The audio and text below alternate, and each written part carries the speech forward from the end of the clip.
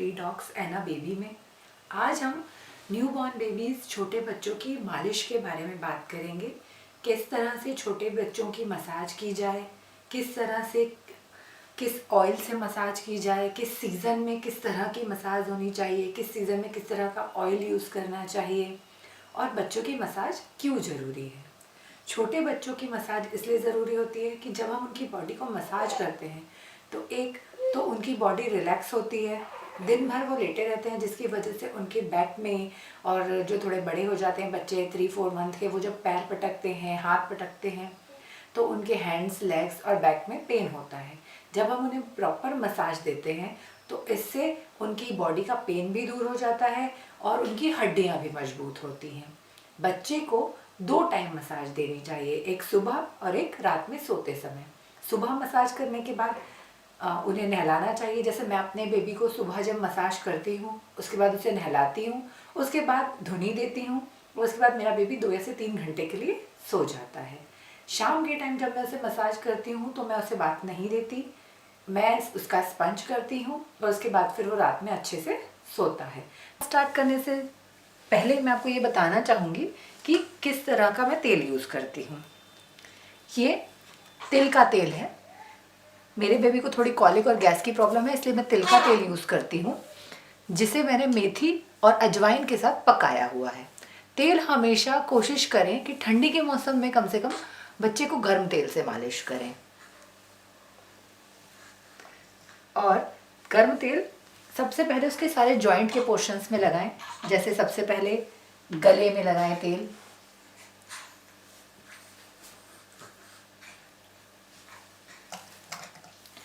Under arms में लगाएं,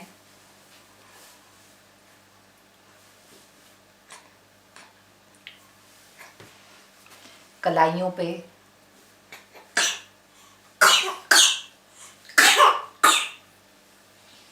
यहाँ घुटनों के जॉइंट्स पे,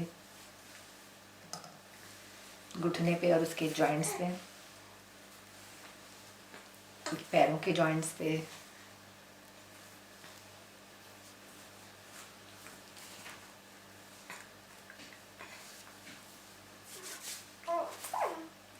मसाज हमेशा पैरों से करना शुरू करते हैं। तेल को अच्छे से अपनी हथेलियों में रब करें। मुझे मालिश करने का एक्सपीरियंस है, मैं अपने बच्चे की काफ़ी टाइम से मालिश कर रही हूँ, इसलिए मैं अपनी फिंगर्स में जो रिंग्स पहनी हुई हैं इन्हें नहीं निकालती हूँ। लेकिन अगर आप फर्स्ट टाइम मालिश कर रहे हैं तो प्रेफर करिए कि अपने रिंग्स को निकाल के मालिश करें, क्योंकि इससे बच्चे को चोट लग सकती है। मैं मसाज स्टार्ट करती हूँ। देखिए, पैर को इस तरह पकड़िए और हथेली के इस पोर्शन से इस तरह नीचे की तरफ मसाज करिए। अगर आप पहली बार मसाज कर रहे हैं तो आप इन स्ट्रोक्स को काउंट कर सकते हैं। जैसे ये वाला स्ट्रोक हमने 10 टाइम्स किया, उसके बाद हर स्ट्रोक 10 टाइम्स किया, क्योंकि मुझे एक्सपीरियंस है, मैं करती हूँ तो मुझे पता है कि कितना मैंने किया है। लेकिन ऐसा नहीं हो कि आप काउंट ना करें तो एक पैर में ज़्यादा मसाज हो जाए और एक पैर में कम मसाज हो। इसके बाद इस तरह से राउंड मोशन में घुटने पे मसाज करें, इस तरह से बाहर की तरफ थाइस पे मसाज करें,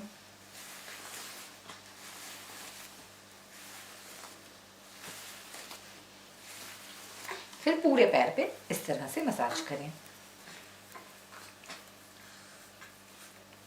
मसाज करते टाइम अपने बेबी से इंटरेक्शन बनाए रखें, उससे बात करते रहें, उसकी तरफ देखते रहें, ताकि बेबी भी मसाज को एंजॉय करे और रोए ना, क्योंकि रोते हुए बच्चे का मसाज करने में ना हमें मज़ा आता है और ना बच्चे को मसाज करवाने में अच्छा लगता है।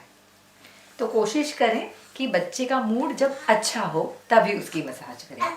और एक और इम्पॉर्टेंट चीज़, बच्चे का मसाज करने से 15 मिनट पहले, 15 मिनट्स पहले उसे फीड ज़रूर करवाएं, क्योंकि अगर बच्चे का पेट भरा रहेगा, मतलब एकदम ज़्यादा फीड नहीं करवाना है, 15 मिनट पहले फीड करवाने के बाद आपको मसाज करना है, ताकि उसका पेट भरा रहेगा तो वो खेलता रहेगा और दूध पिलाने के 15 मिनट हो जाएंगे तो दूध बाहर, मसाज के टाइम पे दूध बाहर निकालने का कोई टेंशन भी नहीं होगा।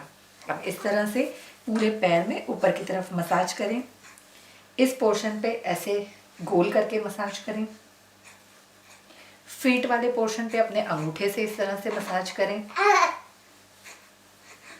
हमेशा कोशिश करें कि इनकी उंगलियों के बीच में मैल जम जाता है, उसको निकाल ले।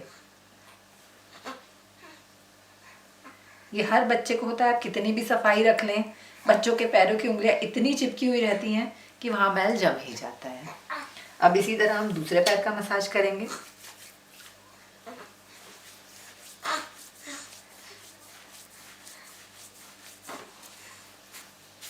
मैं थोड़ा जल्दी जल्दी मसाज करती हूँ, आप धीरे धीरे भी कर सकते हैं।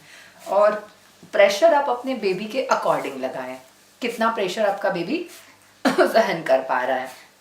जैसे अगर बेबी न्यू बॉर्न है तो एकदम हल्के हाथ से मसाज करें, धीरे धीरे मसाज करें। बेबी थोड़ा बड़ा हो गया है तो आप थोड़ा प्रेशर लगा के मसाज कर सकते हैं, बट डिपेंडिंग ऑन कि आपका बेबी कितना प्रेशर सहन कर पा रहा है। वो मसाज करते करते खैर ये चीज़ें हम सब समझ ही जाते हैं। आप शुरू में फर्स्ट डे जब मसाज करेंगे तो आपको थोड़ा डर लगेगा कि कैसे करें, तो आप धीरे धीरे करेंगे, बिना प्रेशर के करेंगे। लेकिन जब आपको एक्सपीरियंस हो जाएगा मसाज करते करते तो फिर आप समझ जाते हैं कि कैसे मसाज करना है। बस अपने बेबी से बात करते रहें ताकि वो बोर ना हो जाए मसाज करवाने में। आइचा आइचा गप्पू गपोड़ा, आइचा गप्पू गपोड़ा। अब हाथ की मसाज शुरू करते हैं। इस हाथ को ऐसे पकड़िए और वही बाहर की तरफ। यहाँ भी आप काउंट कर लीजिए ताकि कोई मिस्टेक ना हो कि किसी पैर में ज़्यादा या किसी पैर में कम मसाज किया है, या किसी हाथ में ज़्यादा या किसी हाथ में कम मसाज किया है।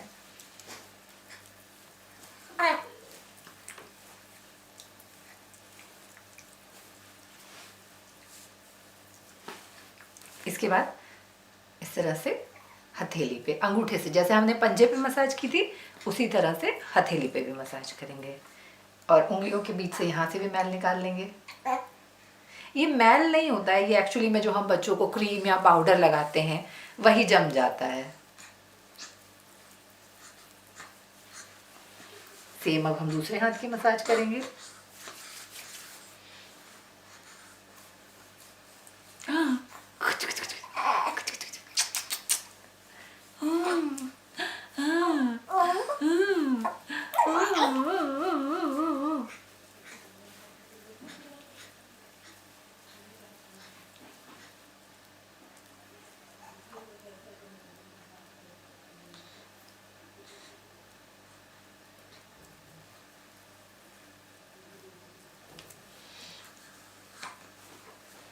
अरे बाबा का नजरिया उतर गया। अब हम गले की मसाज करेंगे। इससे पहले वाले वीडियो में मैंने आपको बताया था कि गलत तरीके से उठाने से बच्चों की हंसली भर जाती है। तो अगर बच्चे की हंसली भर जाए, मतलब यहाँ पे पेन होने लगे, तो उसके लिए आप सिंपली गरम तेल लीजिए और इस तरह से एक बार बाहर की तरफ, गले की तरफ से हाथ की तरफ, और दूसरी बार गले की तरफ से इधर नीचे की तरफ।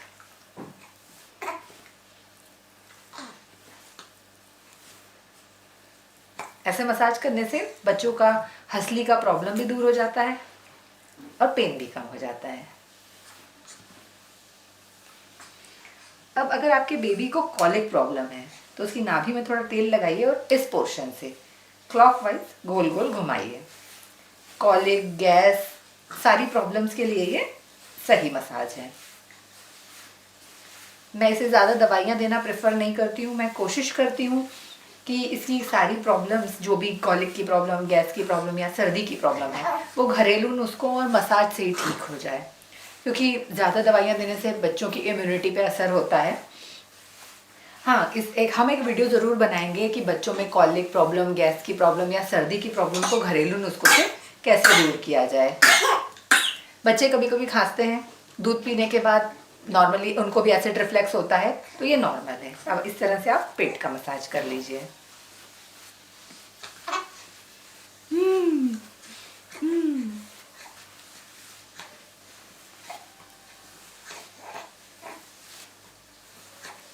अब बेबी को पलटाएंगे इसकी बैक की मसाज के लिए।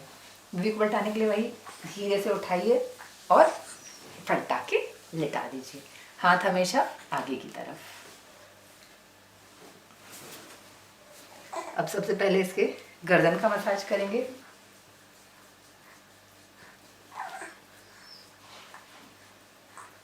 गर्दन का मसाज करने से इनका नेक बैलेंस जल्दी आ जाता है।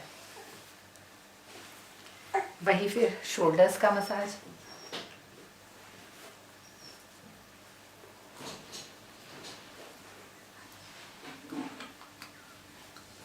अब हम करेंगे इसकी बैक का मसाज। दोनों हाथों में तेल लीजिए और इस तरह से बैक का मसाज करना बच्चों के लिए बहुत ज़रूरी है, क्योंकि बच्चे दिन भर लेटे रहते हैं, हाथ पैर चलाते हैं, तो उनके हाथ पैर में तो दर्द होता ही है, बट सबसे ज़्यादा पेन जो है वो बैक में होता है, क्योंकि बच्चे 6 महीने तक तो दिन भर लेटे ही रहते हैं। इस तरह से पैर का मसाज भी करेंगे पीछे से।